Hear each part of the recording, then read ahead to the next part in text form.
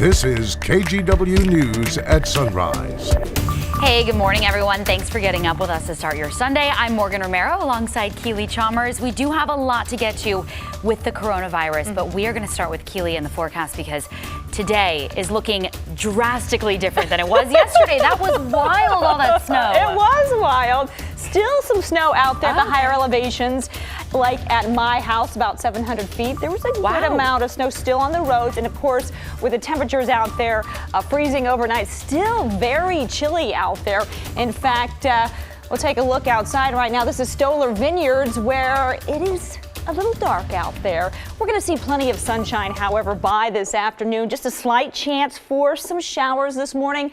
Maybe some flakes flying, but we're not expecting any sort of accumulation or any impact on travel this morning. We're at 35 here in the metro area. Weather headlines, again, just a slight chance for some flurries this morning, not adding up. But again, at the higher elevations where there was snow yesterday and that snow didn't melt, those streets are still a little slick because the temperature's so chilly out there right now. We're going to drop down to about freezing yet this morning here in the metro area. Also going to be breezy today. Those east winds are going to kick up, and we're going to see winds gusting up to 30, 35 miles per hour here in the metro area. Stronger on the coast and up in the mountains. Lots of sunshine, however, for the rest of the week. We'll talk more about that coming up in just a bit. Morgan. All right, thanks, Keely. We have some sad news to share with you now. A 70-year-old veteran is the first person in the state of Oregon to die from COVID-19. He's from Multnomah County and was treated at Portland's VA Medical Center. His name is not being released. He had underlying health issues, though, and health officials believe he got coronavirus through community spread. A Multnomah County health officer says his death is a sobering reminder of how serious this can be for older people and those with underlying health conditions. The VA says the man is not connected to the outbreak at the Oregon Veterans Home in Lebanon. 9 people there are now sick. The director of the Oregon Health Authority said in a statement, quote, "While we know we would arrive at this day at some point, it doesn't lessen the impact." He also offered his condolences to the family of the man who honorably served his country. And in the last 2 days, OHA reported 6 new presumptive positive cases of coronavirus. So that brings the statewide total to 36. The new cases are in Washington, Deschutes, and Linn counties. One of the Deschutes County cases is tied to international travel, while the others are all considered community spread. And in Clark County, Washington, 3 cases reported there. In all of Washington, there are at least 642 confirmed cases of COVID-19. Washington has the highest number of coronavirus cases in the nation. 40 people there have now died from it. The majority are linked to the outbreak at the Life Care Center nursing home in Kirkland. This outbreak is impacting all of our daily routines. We've seen all those stores with long lines and empty shelves at this point. But now restaurants in the Portland metro area are changing the way they operate. Some businesses are tacking up closed signs on their doors for now. KGW's Art Edwards tells us why. As the number of coronavirus cases rise, there is more change. Some local restaurants have decided that takeout is the only way to go. The owners of some restaurants formed what they've called the Portland Independent Restaurant Association. The idea is to share ideas to be able to stay afloat. We're trying to kind of all work together, obviously to support each other kind of during this time. We're all sharing resources and just trying to figure out what exactly we can do, not only to protect ourselves as businesses, but also to protect the community and just kind of be as responsible as possible. Maya Lovelace is the owner of the restaurants May and Yonder.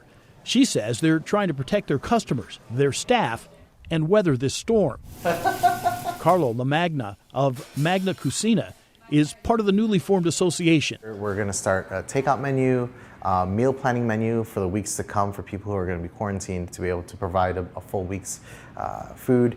Our staff is willing to deliver for free to help other restaurants. There are others being impacted. The Hollywood Theater has suspended all events at the theater and at the Movie Madness Miniplex until Wednesday, April 8th. Winco Foods has changed hours at many stores.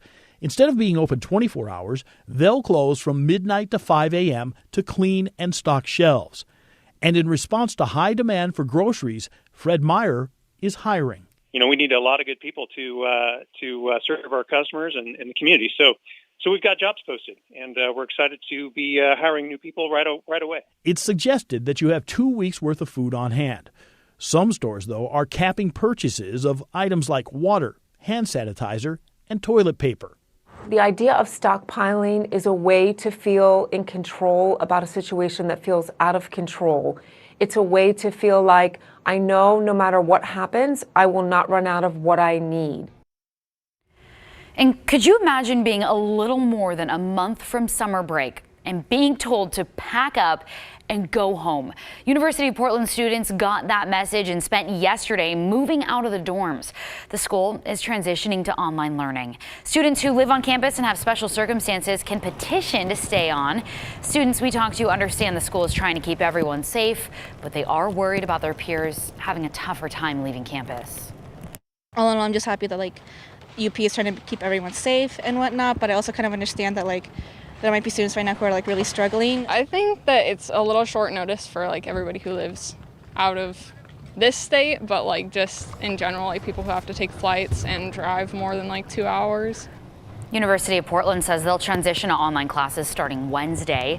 They're among several other colleges and universities in Oregon and Washington that are moving to online learning for the next few weeks.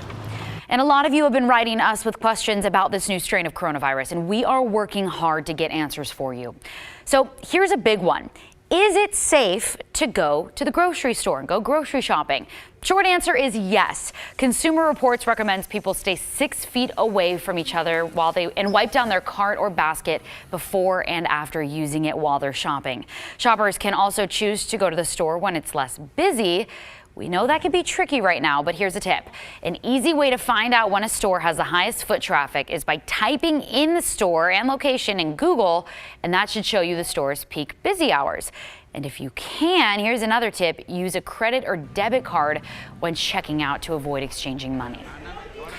Our first responders are on the front lines of this outbreak. Firefighters are taking extra precautions on calls because of COVID-19. That includes more protective gear and extra screening. Also, they know what they're walking into. The Salem Fire Department has a whole storage closet full of pandemic supplies. Our Lindsay Nadrich got a look at what they're doing. So each one of these contain 10 kits. These kits sit on a shelf labeled coronavirus restock supplies inside a whole storage closet full of pandemic supplies. This is how the Salem Fire Department is making sure their firefighters stay safe if they have to respond to a call where someone might have COVID-19. So there's an N95 mask. There's a gown. And then these are the boot covers. And actually they have goggles already in there and gloves in their engines. Deputy Fire Chief Gabriel Ben Musa says this isn't new, though. They created 2 of these pandemic supply rooms when SARS and Ebola were the biggest concerns. Now it's come in very handy for COVID-19. It's an investment worth making to be prepared. All of their fire engines are also stocked with the kits and disinfectant, things that are now hard to come by. The Clark County Fire Department told me they have similar supplies, but said it could take 4 months to get more N95 masks. And they can't get more hand sanitizer until April. As a precaution, they've also canceled a number of public-related services, like blood pressure checks, station tours, and school visits. Portland Fire said they're not doing ride-alongs right now, and they've closed the Belmont Museum. Each department also says dispatchers are asking extra questions to screen people for COVID-19, so firefighters know what they're walking into. Well, we're prepared, so I mean that's what we do. So we and then we'll adapt whatever comes, but we feel we're absolutely prepared to protect our firefighters. I'm Lindsay Nadrich, KGW News. And of course, a lot of you still have questions about coronavirus and how it's impacting your daily lives. We dedicated an entire section of our website to answering those questions for you. Head to kgw.com/facts, not fear. We still have much more to come for you this morning. Do you love sharing pictures of Portland's food scene on Instagram? I know I do. Well, we wanted to see how the pros do it. Coming up on Sunrise, we catch up with a former chef to get a few tips. But first, it is tax season. So here's something a lot of people are frustrated over: paying to file a return when they thought it would be free. We'll tell you how to make sure you're not paying unnecessary fees when you file your taxes.